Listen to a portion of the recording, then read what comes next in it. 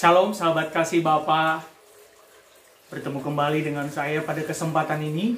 Bagaimana kabar sahabat kasih Bapa semuanya? Doa saya dan harapan saya kita semua dalam anugerah dan kasih karunia Tuhan, dan kita semua sehat dalam anugerah Tuhan. Sahabat kasih Bapa, saya juga bersyukur, berterima kasih kepada Tuhan kalau Tuhan masih kasih kesempatan kembali untuk membuat video kesaksian ini. Ada banyak yang bertanya dan ada banyak yang berkata, Pak, ditunggu part 2-nya. Ya, ini saya lakukan, ini saya buat. Saya masih dalam proses karantina.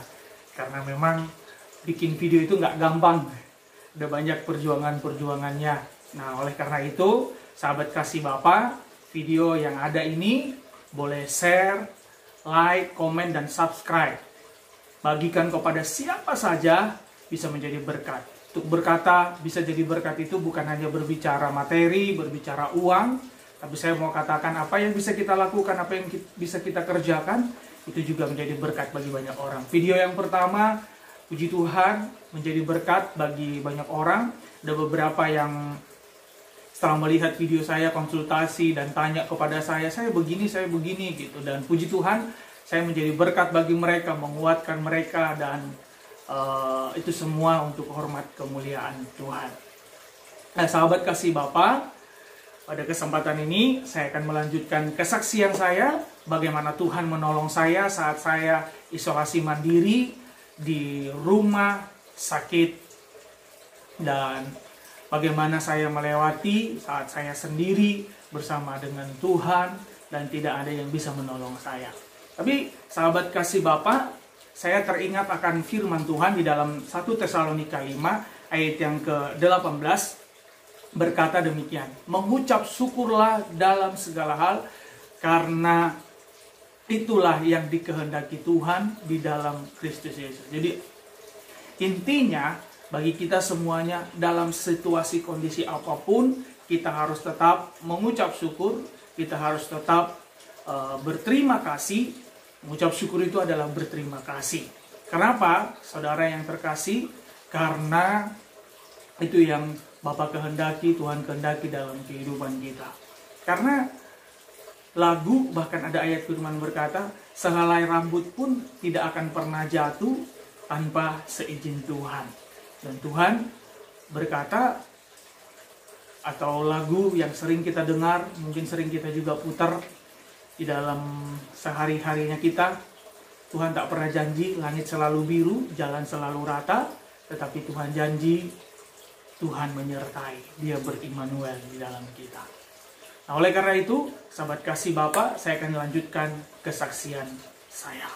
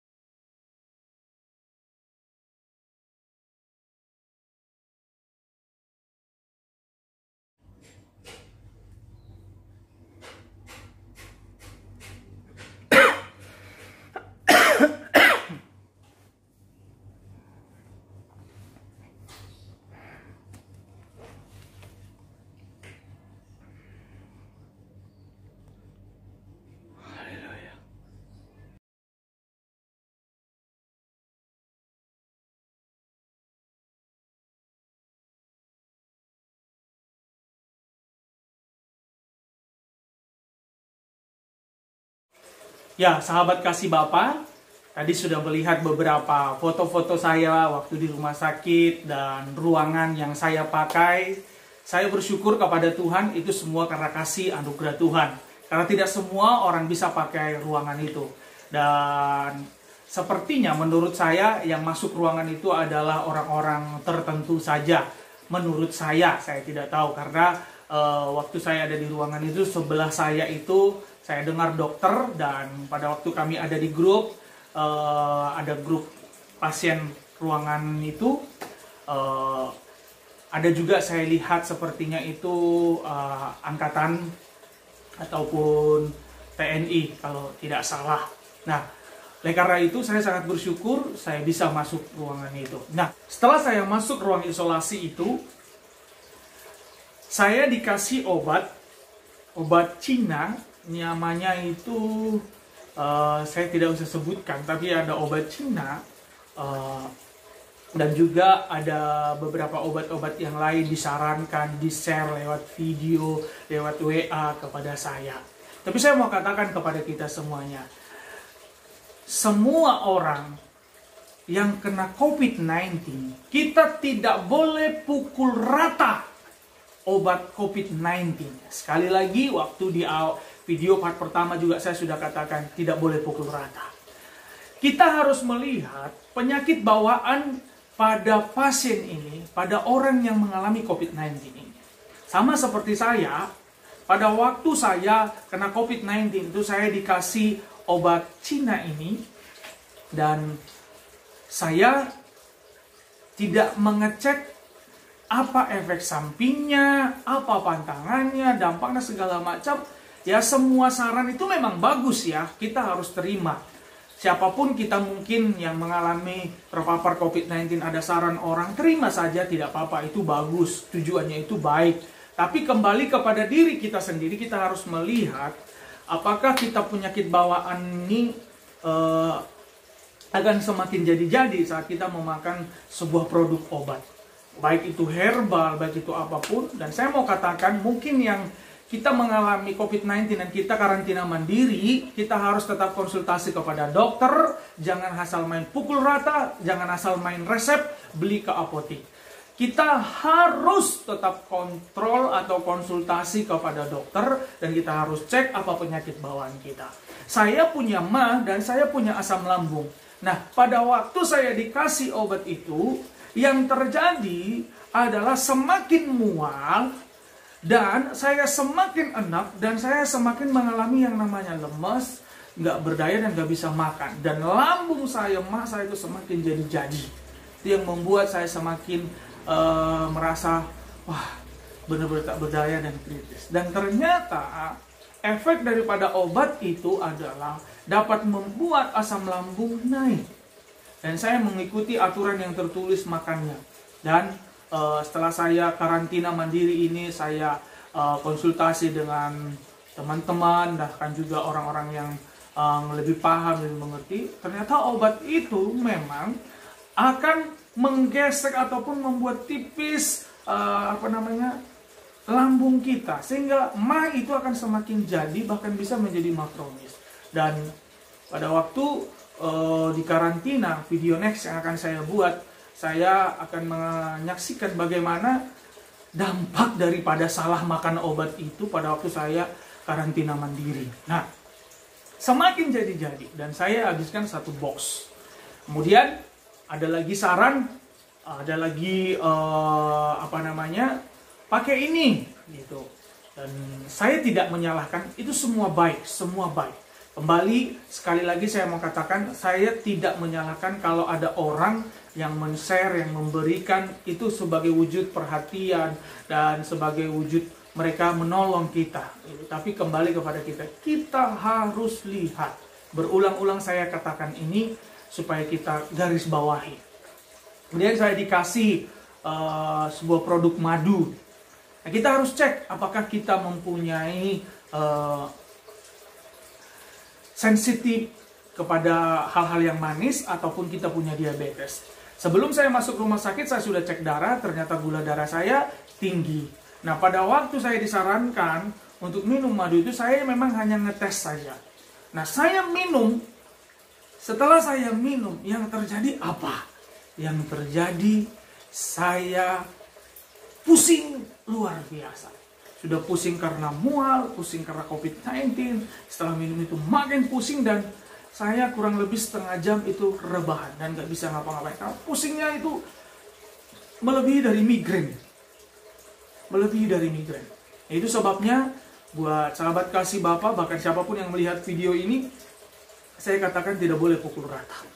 Sekali lagi saya katakan, harus tetap konsultasi kepada dokter dan cek penyakit bawaan kita. Dari awal saya mengalami yang namanya demam tinggi, dan sampai saat ini, waktu di rumah sakit juga banyak hal yang saya alami. Saya tidak pernah sedikit pun untuk bersungut-sungut, tapi saya tidak mengerti, di dalam hati saya selalu ada ucapan syukur dan bersyukur saja. Tetapi juga tidak ada terbesit di pikiran saya bahwa saya akan mati, bahwa inilah akhir hidup saya. Tidak. Justru yang ada dalam hati dan pikiran saya bisa melewati ini, dan apa yang Tuhan mau, apa yang Tuhan inginkan. Dan yang saya tahu, Tuhan pasti turut campur tangan. Saya sebagai pemimpin sebuah gereja ataupun gembala sidang dari sebuah gereja, saya langsung katakan kepada jemaat bahwa tanggal 25 kemarin kita membuat ibadah onsite. Oleh karena itu, kepada jemaat yang merasa kurang sehat ataupun yang bersentuhan langsung mungkin dengan saya ataupun yang ngobrol-ngobrol dengan saya, silahkan swab. Dan akhirnya jemaat kalau tidak salah tanggal 29-nya, karena 28 sore saya dipindah masuk ruang isolasi. 29 mereka semuanya, bukan semua, tapi yang merasa tidak sehat swab. Dan saya juga telepon kepada perawat bagaimana ibu dan adik saya, dan mereka berkata nanti petugas gugus COVID akan menghubungi. Dan hasil daripada swab jemaat itu, ternyata jemaat itu ada positif 7. Dan sebelum Natal saya melayani satu keluarga, di mana keluarga ini menerima Yesus sebagai Tuhan dan Juru Selamat mereka. Dan puji Tuhan, mereka ternyata juga swab, dan hanya suami dan satu pembantu yang tidak positif. Lainnya yang tidak negatif, yang tidak negatif. Lainnya itu adalah positif. Anaknya usia 4 tahun lebih dan 3 tahunan, dan juga 1,5 tahun kalau tidak salah, itu juga positif. Dan saya hitung-hitung kurang lebih total bersama dengan saya itu berarti kami itu ada sekitar 12 kurang lebih positif COVID-19. Waktu saya tahu COVID-19, saya kabarin kepada bapak-bapak rohani saya, dan bahkan saat saya katakan jemaat juga ada yang kena, beliau hanya berkata, Tuhan pegang kendali. Dan berkata juga, kamu harus kuatkan jemaat, kamu harus katakan kepada mereka bahwa Tuhan pasti menolong. Waktu saya menjalaninya, pada hari pertama itu saya masih sempat foto bahwa saya sarapan dan belum mengalami gangguan apapun. Dan jemaat akhirnya semangat juga, gitu ya. 29 mereka juga swab, dan puji Tuhan, mereka hanya mengalami gejala ringan sehingga mereka karantina di rumah. Karantina mandiri, bukan di rumah sakit ya. Akhirnya pada tanggal 29 saya makan biasa saja, dan waktu itu saya masih sempat telepon dengan sepupu saya. Sepupu saya bertanya apa yang dirasakan. Yang saya rasakan sih saat ini tidak ada apa-apa, karena demam pun sudah turun, dan agak batuk sedikit saja gitu, dan flu juga sudah tidak ada gitu. Dan sepertinya masih kurang percaya, bukan sepertinya, dalam logika saya dan logika sepupu saya, loh kalau tidak ada seperti itu, masa sih COVID-19 gitu. Sempat berpikiran, apakah ini salah, apakah ini gitulah, banyak hal gitu ya. Tapi akhirnya sepupu saya berkata, saya telepon dulu ya teman saya seorang perawat dan pernah COVID-19.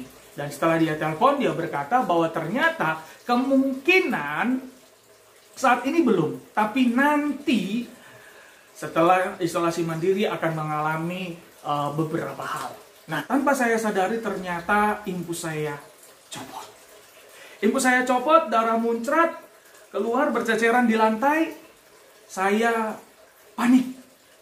Wah, ini bagaimana? Saya belum pernah mengalami. Akhirnya saya telepon sama suster, Suster hanya bilang, Pak, maaf kami nggak bisa tolong Bapak, kami nggak bisa bantu Bapak. Coba Bapak lap dengan tisu, tutup dengan tisu, dan Bapak angkat tangan Bapak, dan hanya disarankan lewat telepon saja. Karena memang di rumah sakit itu dokter tidak bisa sembarangan masuk, perawat juga tidak bisa sembarangan masuk. Perawat dan dokter itu masuk itu ada jam-jamnya. Kalau dokter itu setiap pagi, dan kalau perawat itu 3 kali sehari. Ada jam-jamnya, sekitar jam 5 pagi atau jam 6 pagi, kemudian jam 12 atau setengah 1, kemudian sore itu jam 5. Dan saya memaklumi mereka, mengapa mereka masuk jam-jam itu, dan mereka tidak boleh menolong saya atau tidak bisa menolong saya waktu infus saya copot, darah muncrat itu semuanya. Karena mereka harus pakai APD, kemudian harus pakai masker, 2 masker, dan semuanya harus tutup rapat, dan itu sekali pakai. Habis mereka pakai langsung buang ke tempat sampah. Dan saya beberapa hari ketemu dengan mereka, sempat ngobrol-ngobrol juga betapa panasnya dan betapa gerahnya, sebenarnya tidak nyaman sekali. Bahkan sampai di mata ini mereka harus kasih kayak isolasi kayak begitu, dan mereka udah pakai masker 2, kemudian juga pakai face shield. Wah, kaki dibungkus semuanya, pokoknya seperti foto-foto yang sahabat kasih Bapak lihat itu. Nah, setelah itu saya beresin sendiri, dan saya hanya berkata, Tuhan tolong saya. Dan puji Tuhan, saya merasa waktu saya memberesin itu sepertinya bukan diri saya, tetapi ada roh Tuhan, ada roh kudus yang menolong saya. Dan saya sangat bersyukur. Tanggal 30, 31, 1, 2, itu saya mulai mengalami yang namanya gejalanya yang sangat luar biasa, dan menurut saya itu ampun-ampun buat saya.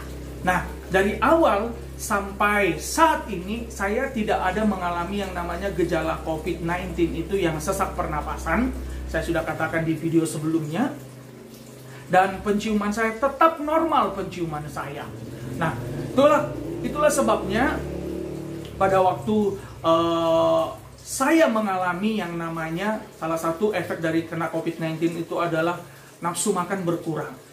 Dan saya punya sakit bawaan, yaitu asam lambung dan MAH. Nah, mulai tanggal 30 itu saya mengalami yang namanya mual luar biasa.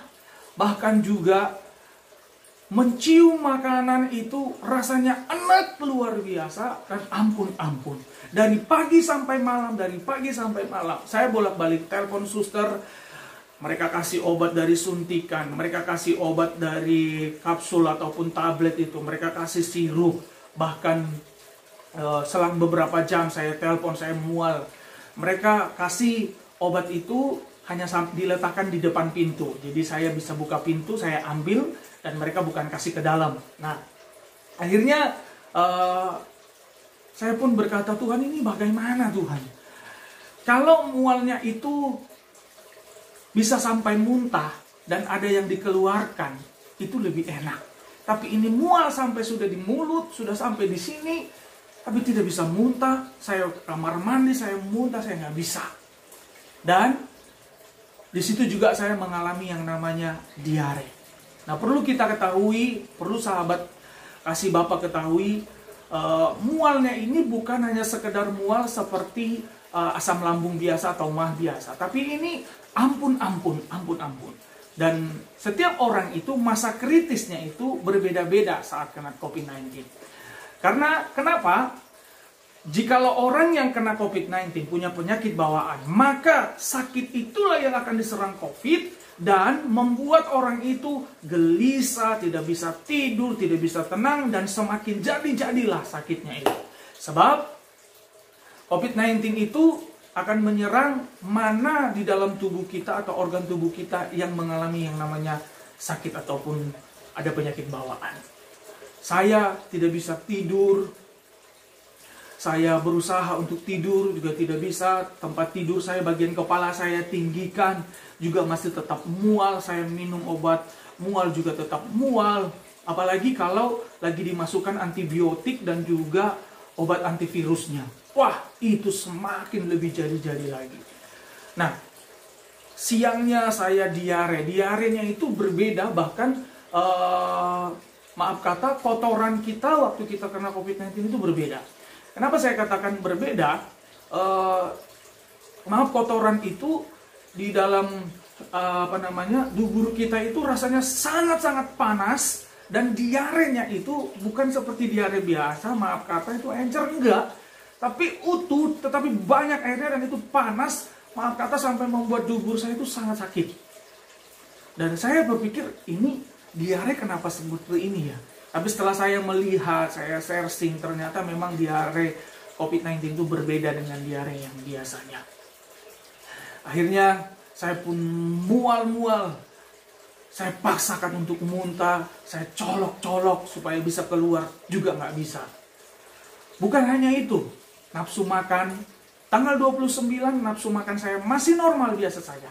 Tanggal 20 pagi itu langsung down, turun jauh sekali. Penciuman saya normal, begitu mencium makanan, yang ada bukan semakin nafsu makan, tetapi enak.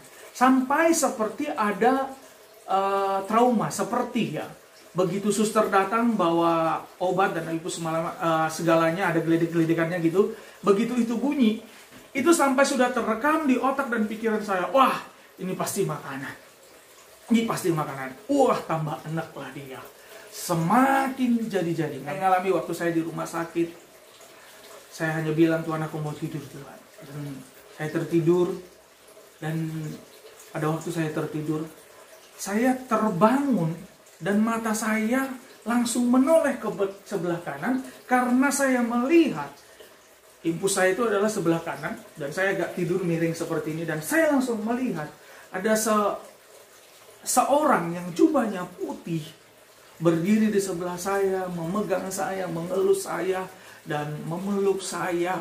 Dan saya merasakan di situ bahwa Tuhan itu nyata dan Tuhan itu real dan Tuhan itu datang benar memeluk saya, yang mengelus saya, dan saya merasakan damai sejahtera. Walaupun di awal saya itu kaget, saya melihat ini apa?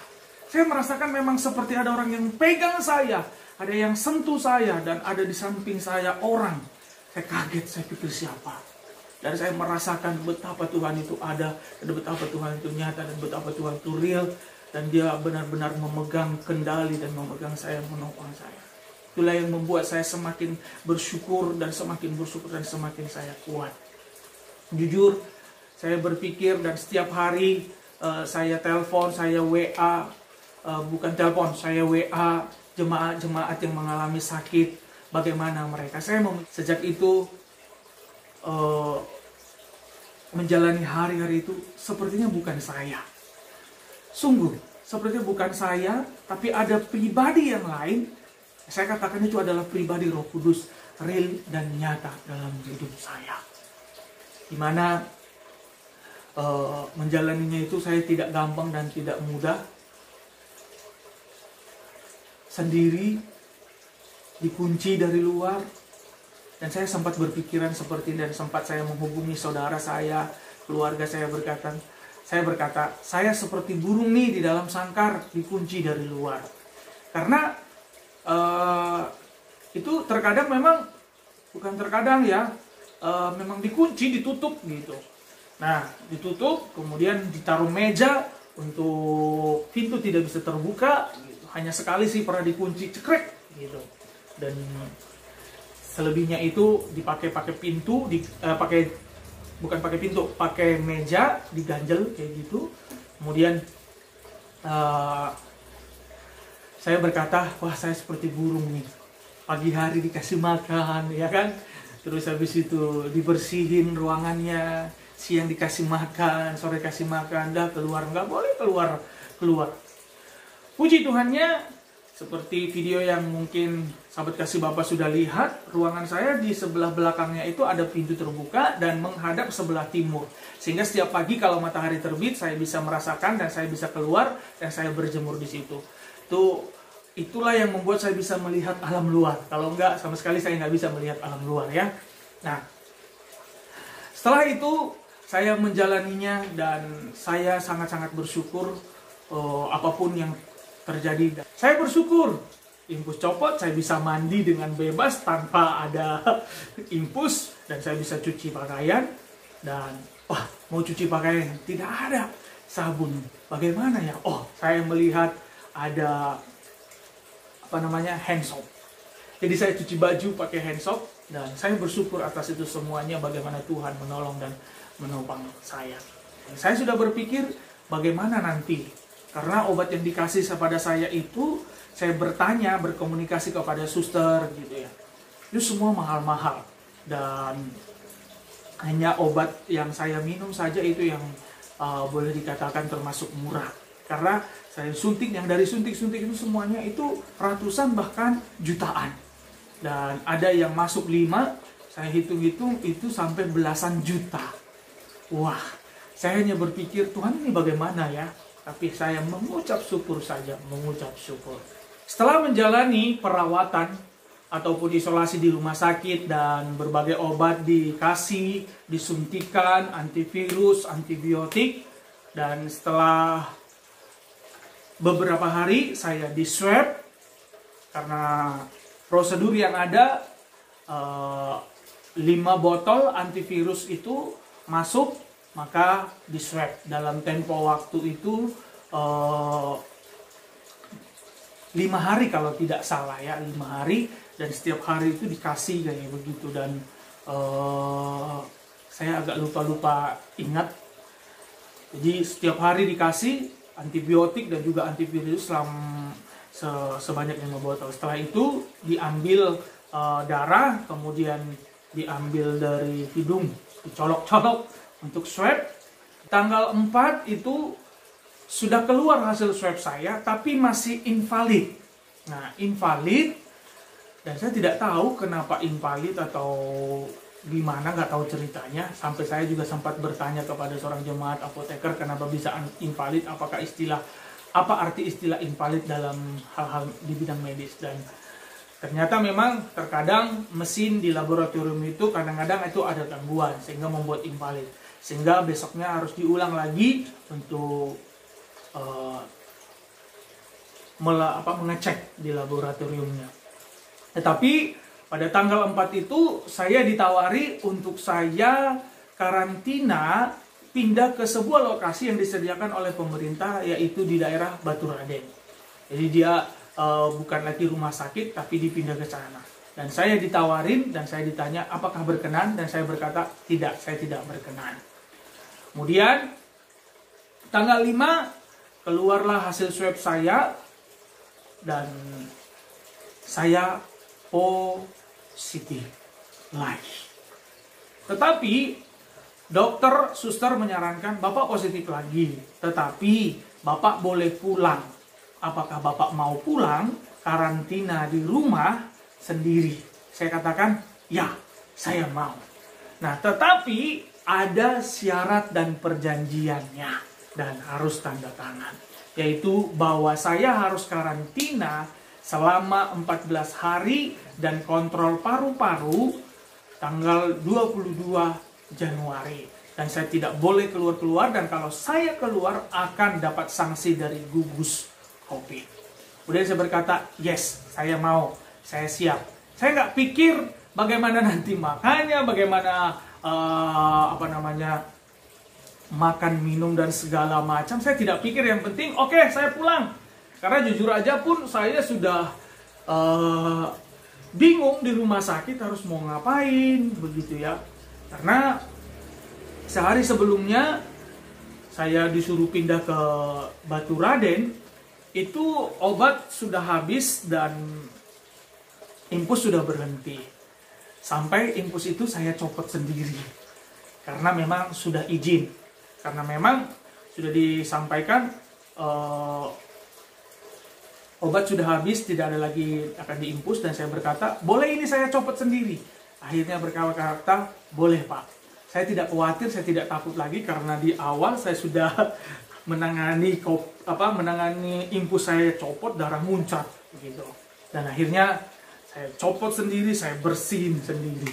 Dan dokter, suster tanya, sudah dicopot Pak, sudah tidak ada lagi gejala-gejala. Jujur pada waktu tanggal 5 itu tidak ada gejala-gejala lagi yang saya alami. Akhirnya ditawarin untuk pulang dan saya bilang, oke, saya mau pulang. Dan saya nggak berpikir panjang gimana nanti, cuman dibilang karantina 14 hari dan Bapak harus tanda tangan ini segala macam. Oke, siap. Saya hanya berkata, oke, siap, saya mau. Nggak pikir panjang. Saya hanya mengucap syukur dan mengucap syukur. Dan luar biasanya, saya pulang, saya masih positif. Tidak ada yang bisa jemput saya dan saya juga berpikir kalau saya minta tolong kepada siapapun, saya bagaimana pulangnya. Dan waktu diberitahu juga salah satu perjanjiannya bahwa saya harus dijemput oleh keluarga dan tidak boleh naik Grab. Kalaupun naik Grab, kacanya harus dibuka. Wow, ini juga resiko kan bagi supir drivernya, bagi supir Grabnya. Saya berpikir, wah ini gimana? Dan saya hanya berkata dalam hati, saya bersyukur Tuhan punya rencana, Tuhan akan lakukan mujizat. Tuhan akan lakukan mujizat. Saya telepon pihak keperawatan bahwa tidak ada yang bisa jemput saya, karena memang saya juga sendiri di rumah. Dan akhirnya saya bilang, adakah yang bisa mengantar saya atau ambulans dari tempat ini? Oke Pak, kami konsultasikan kepada pimpinan. Puji Tuhan, akhirnya saya bisa pulang dengan ambulans. Satu hal yang membuat saya mengucap syukur lebih lagi adalah pada waktu saya pulang, orang dijemput itu naik ambulan, saya diantar itu naik ambulan. Jadi artinya orang naik ambulan itu karena dijemput karena COVID-19, tapi saya naik ambulan karena saya pulang. Habis itu pasang lagi segala macam sirinenya.